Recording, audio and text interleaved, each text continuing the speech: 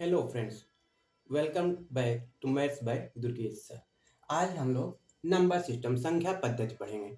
संख्या पद्धति जो है मैथ्स का सबसे मूलभूत चीज़ें हैं।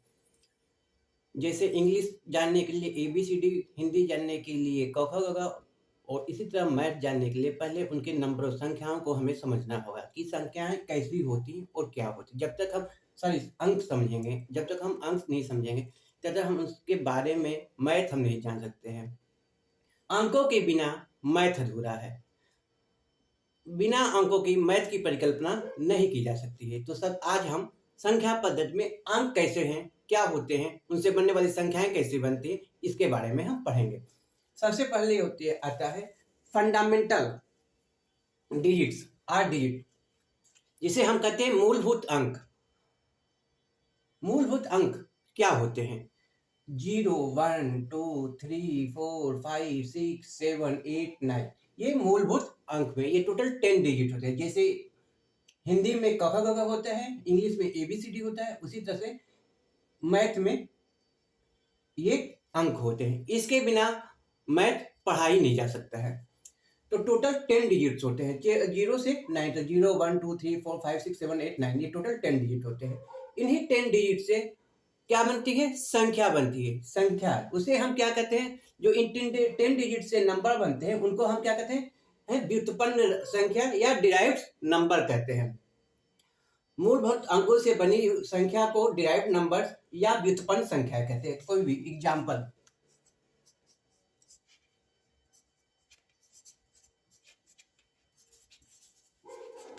7034, 923451 एक्सेट्रा।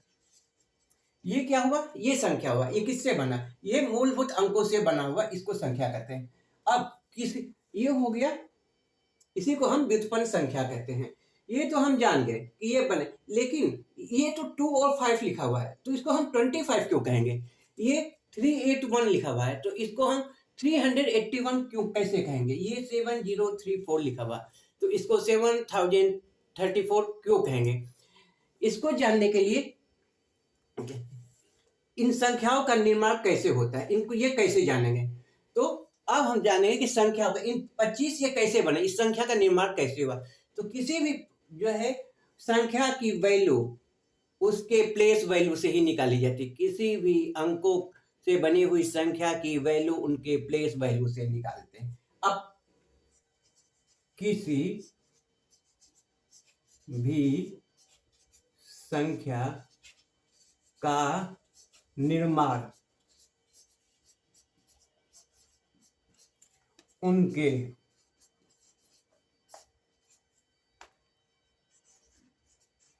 प्लेस वैल्यू, स्थानीय मान से निकलता है। किसी भी संख्या का निर्माण उनके प्लेस वैल्यू से निकलता है। सपोज कीजिए यहाँ 25 है। क्या है? 25 है। तो 25 में 5 की वैल्यू क्या होगी? 5 किस जगह पे है? इकाई यूनिट प्लेस पे है, तो इसका प्लेस वैल्यू 5 होगा। लेकिन यदि वही 2 का निकाले तो 2 10 प्लेस पे है, तो इसकी वैल्यू हुई 20। और जब इनको ऐड करते हैं तो ये 25, जब इनको ऐड करेंगे 25 होता है। इसी तरह से सपोज करिए 381, तो 1 होगा, यूनिट प्लेस पे है, 8 की वैल्यू 80 होगी और 3 की वैल्यू 300 होगी, क्योंकि ये 100 प्लेस पे है। इनको हम सम करते हैं तो ये होगा 183। इस तरह से इसकी वैल्यू हुई। इसकी वैल्यू कैसे हुई? 381। इसको पढ़ेंगे। इसको कैसे पढ़ेंगे? 25। ठीक है। अब इसी तरह से एक और हम एग्जाम्पल देते हैं, 7034। 7034, 4 का वैल्यू यूनिट प्लेस पे है तो 4, 3 का वैल्यू 13 10 प्लेस पे है, ये 0 की वैल्यू ये 0 हो जाएगा। ओके। 7 की वैल्यू ये 1000 प्लेस पे है, तो अब इसको ऐड करेंगे। 4307। ये हुआ 7 है, 7000, यहाँ 0 है, कोई वैल्यू नहीं है तो कोई 100 नहीं पढ़ेंगे। 734, इसको हम पढ़ेंगे 7034। तो ये हुआ फंडामेंटल डिजिट्स हुआ, और फंडामेंटल डिजिट से बनने वाले संख्याओं को हम क्या कहते हैं? डिराइव्ड नंबर कहते हैं। और डिराइव्ड नंबर की एक्चुअल निर्माण कैसे करते हैं? तो वो उनके हम प्लेस वैल्यू से निकालते हैं। ओके, अब हम डिराइव्ड नंबर पढ़े हैं। तो डिराइव्ड नंबर, ये फर्स्ट पॉइंट हो गया, ये सेकंड हो गया, ये थर्ड हो गया। डिराइव्ड नंबर कितने प्रकार से होते हैं? डिराइव्ड नंबर को जो है हम देखेंगे कितने बार। डिराइव्ड नंबर 3 टाइप के होते हैं। Real number, imaginary number,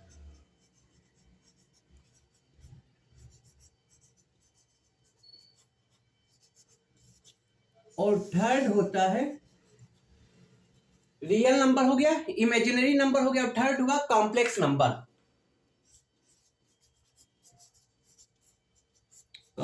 number. Okay, अब ये 3 तरह के, ये जो डिराइव्ड नंबर है, व्युत्पन्न संख्या है, वो 3 तरह से होती है। रियल नंबर, इमेजिनरी नंबर और कॉम्प्लेक्स नंबर। अब हम कहते हैं रियल नंबर को क्या कहते हैं? वास्तविक संख्या, वास्तविक संख्या। इमेजिनरी नंबर है। इमेजिनरी नंबर को हम क्या कहते हैं? इमेजिन करना। क्या करना? रियल माने वास्तविक, असली में। इमेजिनरी माने इमेजिन करना, यानी कल्पना करना। काल्पनिक संख्या। कॉम्प्लेक्स नंबर, मिश्रित संख्या।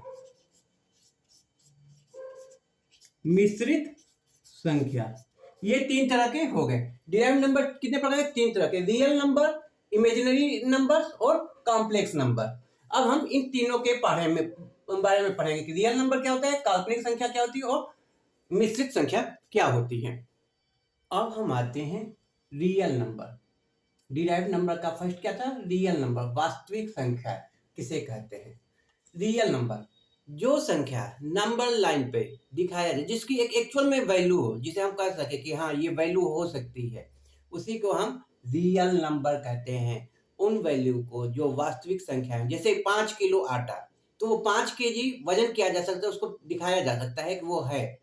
ठीक है, यदि हम किसी को से हम उधार लेते हैं, मान लीजिए मैंने 100 रुपया किसी से उधार लेते, तो उसे -100 हम दिखा सकते हैं। माइनस का मतलब हो गया कि जो है हमने उधार लिया हुआ है। तो वो चीजें जो हम वास्तविक रूप से दिखा सके, उसी को हम क्या कहते हैं? रियल नंबर कहते हैं। और उन वास्तविक नंबरों को हम नंबर लाइन पर दर्ज दिखा सकते हैं। जो संख्याएं नंबर लाइन पे दिखाई जा सके, उसी को हम रियल नंबर कहते हैं। एग्जाम्पल क्या है? 14 ये कहीं आगे इस नंबर लाइन पे ये दिखाई देगा। 2/7, 0 और 1 के बीच में कहीं ये नंबर होगा। 88/123 ये कहीं ना कहीं इस खाने में होगा। 424 complete by 3 at 24 complete 3/4 ये कहीं ना कहीं होगा। 3.57 3 और 4 के बीच में ये नंबर होगा। 235.83 ये 235 और 236 के बीच में, नंबर लाइन के बीच में ये संख्या होगी। -25 माइनस निगेटिव में ये 25 इस नंबर लाइन पे दिखाया जा सकता है। -25.7 ये नंबर लाइन पे 25 और 26 के खाने में माइनस में दिखाया जा सकता है, एक्सेट्रा। इसी को हम क्या कहते हैं? Real number. वो नंबर जिसकी एक एक्चुअल वैल्यू हो, उसका वास्तविक जो है मान कुछ हो, जो इजीली निकाल सके, जिसे हम नंबर लाइन पर दिखा सके, उसी को हम रियल नंबर कहते हैं। अब इसका ठीक है, सेकंड क्या था हमारा? 3 का सेकेंड हमारा था इमेजिनरी नंबर,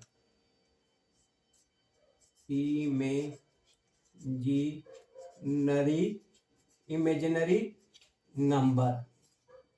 इमेजिनरी नंबर को क्या कहते हैं हिंदी में? काल्पनिक संख्याएं, काल्पनिक संख्याएं। इमेजिनरी नंबर को क्या कहते हैं? काल्पनिक संख्या। वो संख्याएं जिसमें को कल्पना किया जा सके लेकिन उसको वास्तविक वैल्यू ना हो, उसी को हम कहते हैं काल्पनिक संख्याएं। ठीक है, सपोज कि ये एक नंबर है √9, ठीक है, तो इसकी वैल्यू हो गई 3। ये क्या हुआ? रियल हुआ।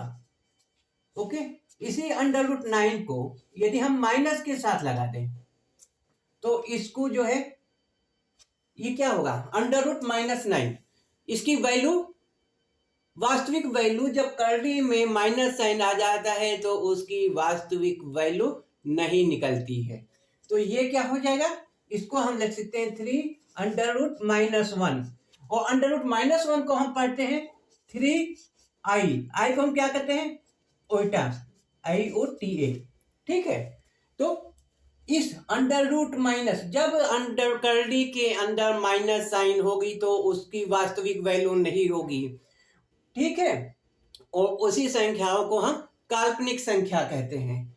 इमेजिनरी, आई से उल्टा समझो, आई से इमेजिनरी वर्ग, जिसके साथ √-1 लग जाए मल्टीप्लाई में, वो संख्याएं जो है काल्पनिक संख्याएं होंगी।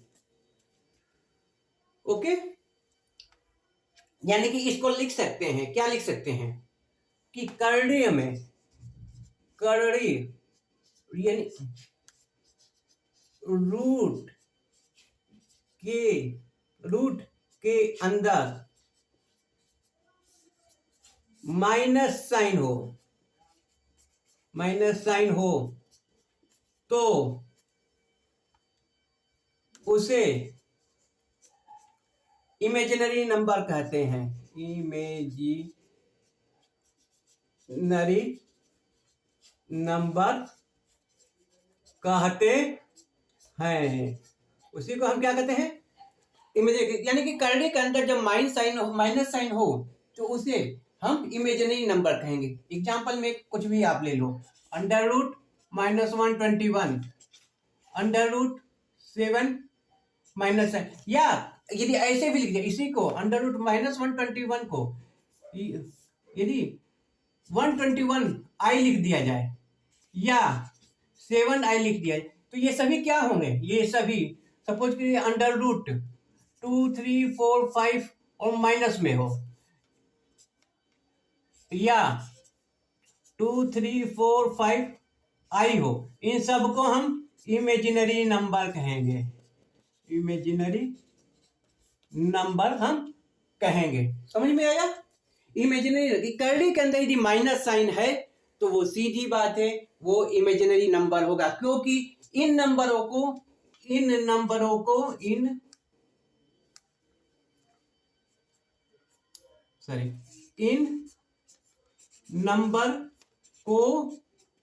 हम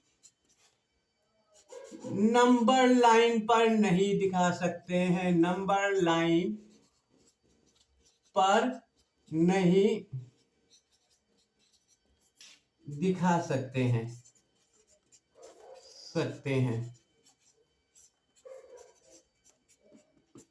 इन नंबर को हम नंबर लाइन पर नहीं दिखा सकते हैं। ठीक है, ये क्या हो गया? हमारा इमेजिनरी नंबर हो गया। ठीक है, काल्पनिक संख्या का हो गया। ठीक है, किसी भी नंबर के साथ जब आई लग जाए या अंडर कर्ली के अंदर, कर्ली में वर्गमूल भी हो सकता है, घनमूल या कोई भी हो, यदि कर्ली के अंदर माइनस साइन है तो वो सभी इमेजिनरी नंबर होंगे। तो ये हो गया हमारा रियल नंबर और दूसरा हो गया हमारा इमेजिनरी नंबर। अब आता है हमारा कॉम्प्लेक्स नंबर। थर्ड क्या है? Complex number. इसको हम हिंदी में कहते हैं मिश्रित संख्याएं। मिश्रित संख्या मतलब क्या? जिसमें रियल भी हो और इमेजिनरी हो, यानी कि रियल प्लस इमेजिनरी, जी नरी, रियल प्लस इमेजिनरी वो संख्या है जिसमें रियल भी हो और इमेजिनरी हो, उसी को हम मिश्रित संख्याएं कहते हैं। एग्जाम्पल के रूप में रियल को यदि हम आर से डिनोट करें, यहाँ प्लस माइनस दोनों कर लो, प्लस इमेजिनरी हो या minus imaginary, or plus minus i is equal to complex number, complex number, ठीक है। हाँ, ये हो गया कॉम्प्लेक्स नंबर। एग्जाम्पल कुछ भी ले लो, 25 plus 5i, or 25 minus 5i, 325 plus 23i, or 325 minus 23i। इन सबको हम क्या कहेंगे? इन सबको हम कॉम्प्लेक्स नंबर कहेंगे, यानी कि वो संख्याएं जिसमें रियल भी हो और इमेजिनरी भी हो, उसी को हम कॉम्प्लेक्स नंबर कहते हैं। ओके, ये तीन चीजें हमने, ये तीन चीज किसके हैं? ये तीनों चीज जो है व्युत्पन्न संख्या की है, real number, imaginary number and complex number. Okay, आप लोगों को चीजें काफी हद तक समझ में आई होंगी। रियल माने वास्तविक, ठीक है, इमेजेस में जिसे कल्पना किया जा सके लेकिन वास्तविक रूप में न हो, उसे इमेजिनरी, और दोनों को मिला दिया जाए तो that is the complex number. अब हम पढ़ेंगे फोर्थ पॉइंट पे, हम पढ़ेंगे रियल नंबर। हमने पीछे क्या पढ़ा? रियल, इमेजिनरी और कॉम्प्लेक्स। अब रियल नंबर दो प्रकार के होते हैं, एक होता है रेशनल नंबर, एक होता है इरेशनल नंबर। रेशनल नंबर को हम परिमेय संख्या कहते हैं और इरेशनल को हम अपरिमेय संख्या कहते हैं। रेशनल नंबर, अब आता है रेशनल नंबर किसे कहते हैं? वे नंबर जो P अपान Q के फॉर्म में लिखा जा सके और P और Q पूर्णांक हो, यानी कि वैल्यू डेसिमल में नहीं। यदि डेसिमल में है वैल्यू तो फिर उसको आप जो है पूर्णांक में बदलिए और उसके बाद फिर जो है आप उसको रेशनल नंबर में लिख सकते हैं। यदि डेसिमल में कोई नंबर है 3.5 है सपोज करिए, तो 35/10 लिखा जा सकता है, या 3.5 अपन 23 अपन 23.4 हो, तो इसको भी डेसिमल हटा के हम उसको फिर जो है हम इस रेशनल नंबर में लिख सकते हैं। लेकिन जब भी रेशनल नंबर में लिखेंगे वो P अपान Q के फॉर्म में होना चाहिए और P और Q क्या होने चाहिए? P और Q पूर्णांक, कंप्लीट इंटीजर होने चाहिए। दूसरी कंडीशन है क्यू मीन्स डिनोमिनेटर कभी भी जीरो नहीं होने चाहिए, क्योंकि जीरो होने पे इनफाइनाइट वैल्यू होगी जो उसका कोई मतलब नहीं है। यानी कि P और Q जो है इंटीजर होना चाहिए और Q is not equal to zero होने चाहिए। इस तरह के नंबर को हम रेशनल नंबर कहते हैं। एग्जाम्पल 3/4, 23/4 ले लो या कुछ भी ले लो, 371/4, 41, इस तरह के नंबर को क्या कहते हैं हम? Rational number. इसमें एक चीज ध्यान देनी चाहिए कि जो डिनोमिनेटर है, डिनोमिनेटर से जब हम न्यूमरेटर में डिवीजन करें तो जो नंबर आवे, कटे ना तो भी ठीक है, लेकिन जब वैल्यू आवे तो वो वैल्यू रिपीट हो। सपोज करिए एक नंबर है 1/3, तो इसे हम 3 से इसे भाग देंगे तो 0.333, यानी कि ये नंबर क्या हो रही है? रिपीट हो रही है। यानी कि रेशनल नंबर में जब डिनोमिनेटर से भाग दें तो हमारी वैल्यू क्या होनी चाहिए? रिपीट होनी चाहिए। यानी कि वो संख्याएं होनी चाहिए जो नॉन टर्मिनेटिंग और रिपीटिंग हो, उसी को हम परिमेय संख्या कहते हैं। अब दूसरा आता है हमारा, इसका सेकंड पार्ट, ये 4 का ए हो गया। अब हम 4 का बी आते हैं, irrational number, ATIONAL, irrational number. Irrational number किसे कहते हैं? अपरिमेय संख्या, अपरिमेय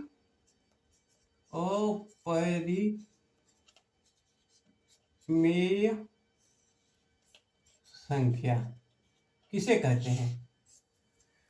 ये हमने पढ़ा रेशनल नंबर। अब आता है इरेशनल नंबर, अपरिमेय संख्या।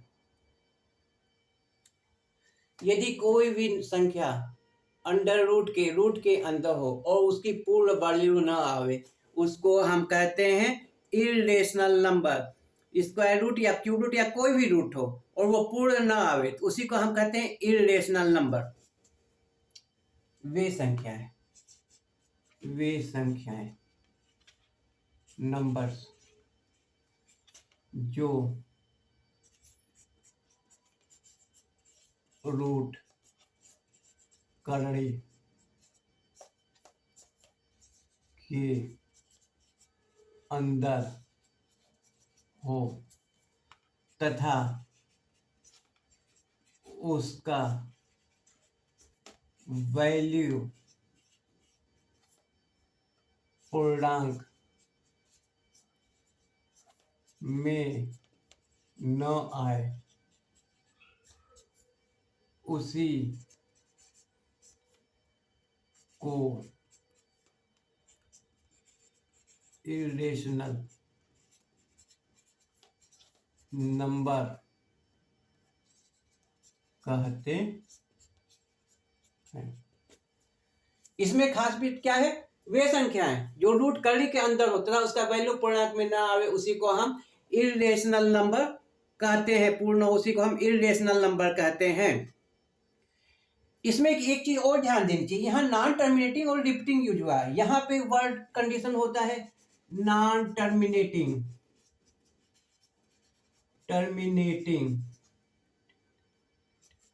Non terminating, non repeating number हो, यानी कि भाग देने पे अलग अलग नंबर आवे, तो non terminating, non repeating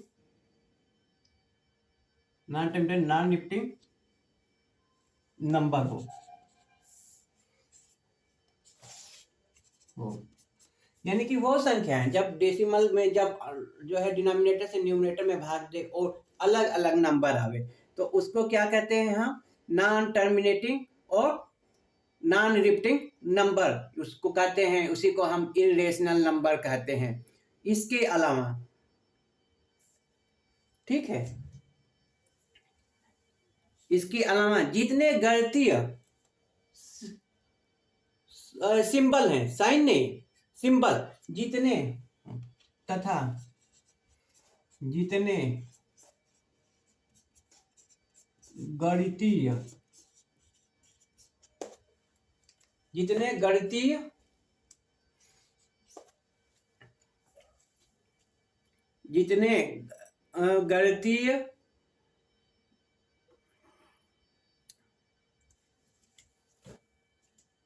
symbol, प्रतीक, सिंबल, जितने गणितीय प्रतीक या मैथमेटिकल सिंबल,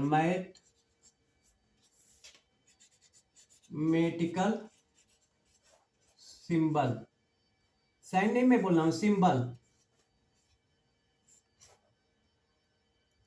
एग्जाम्पल पाई, ग्रेविटेशनल फोर्स एक्सेट्रा, वे सभी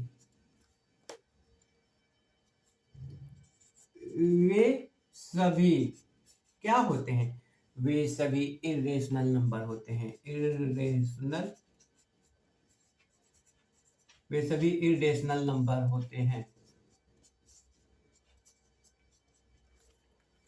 यानी कि क्या हुआ? इरेशनल वे नंबर जो करड़ी के अंदर हो और एग्जैक्ट वैल्यू, कंप्लीट वैल्यू ना निकल पावे, चाहे वो स्क्वायर रूट हो या क्यूब रूट हो, वो सभी इरेशनल करते हैं। या वे नंबर जो P अपन Q के फॉर्म में लिखा गया हो और Q से डिवाइड करें तो वो नंबर रिपीट ना होके आवे, अलग आवे, उसको भी हम इरेशनल नंबर कहते हैं। तीसरा कंडीशन है कि कोई भी मैथमेटिकल सिंबल का सेंस ये है कि प्लस माइनस इस तरह के साइन नहीं, सिंबल, जैसे कि ग्रेविटेशनल फोर्स के लिए G यूज करते हैं, पाई के लिए पाई हुआ, इस तरह के सिंबल को भी हम इरेशनल नंबर कहते हैं। ओके, ये चीजें बहुत क्लियर होनी चाहिए। सपोज कीजिए √3, √2,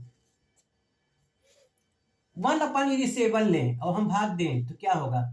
0.7 1 जा 7, 3 30, 7 4 जा 28, 2 20, 7 2 जा 40, 6 60, 7 8 जा 56। यहाँ क्या हो रहा है? यहाँ नंबर रिपीट नहीं हो रहा है, ये नॉन रिपीटिंग नंबर है, नॉन टर्मिनेटिंग, नॉन रिपीटिंग है, इसलिए 1/7 क्या होगा? इरेशनल नंबर होगा। R, पाई, G एक्सेट्रा क्या है? इरेशनल नंबर है R। Irrational number. ओके, अब ये चीजें क्लियर हो गई। इसके अलावा दो चीज ध्यान देने लायक है। फर्स्ट, पाई। पूरे मैथमेटिक्स में पाई बड़ी कंफ्यूजन वाली चीज है। पाई, यदि इफ पाई क्या है? पाई है इरेशनल नंबर। लेकिन 22/60 को लेके जो है बहुत कंफ्यूजन होता है। कुछ लोगों का यह मानना है कि 22/60 रियल है, रेशनल है, कुछ कहते हैं इरेशनल। यदि हम 22/7 है, यदि हम 22/7 को भाग देते हैं 7 से, तो क्या होगा? 7 तिरिके 21, 1 10, 7 कम में 7, 8 9 10 3 30, 7 चौका 28, 29 30, 2 20, 7 दूनी 14।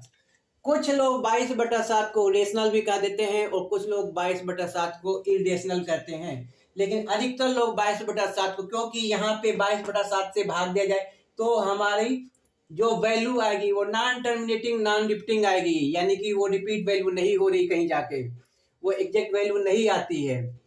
इसलिए कुछ लोग जो है 22/7 को रेशनल नंबर मानते हैं। अधिकतर लोग 22/7 को रेशनल नंबर मानते हैं। लेकिन यदि हमारे इस कंडीशन पे जाए नॉन टर्मिनेटिंग नॉन रिपीटिंग, तो जल्दी ये रिपीट नहीं होता है। तो इस तरह से हमने क्या पढ़ा? रेशनल नंबर पढ़ लिया, इरेशनल नंबर पढ़ लिया। ओके, ये दोनों किसके पार्ट हैं? रियल नंबर के पार्ट हैं। इस तरह से हमने क्या क्या आज पढ़ा? हमने आज 2-3 चीजें पढ़ ली हैं। ठीक है, अब हम नेक्स्ट पीरियड में क्या पढ़ेंगे? अब हम नेक्स्ट पीरियड में पढ़ेंगे कि रेशनल नंबर कितने प्रकार के, रेशनल नंबर है, रेशनल नंबर कितने प्रकार के होते हैं। उसके अलावा नेचुरल नंबर क्या हुआ, होल नंबर किसे कहते हैं, इवन ऑड, ये हम नेक्स्ट वीडियो में पढ़ेंगे। आपको मेरे ख्याल से इन्हें चीजें काफी स्पष्ट रूप से समझाई गई होंगी और शायद समझ में आ गई हो। यदि समझ में आई हो तो चैनल को लाइक जरूर कीजिएगा, और यदि अब तक सब्सक्राइब नहीं किए हो तो सब्सक्राइब जरूर कीजिएगा।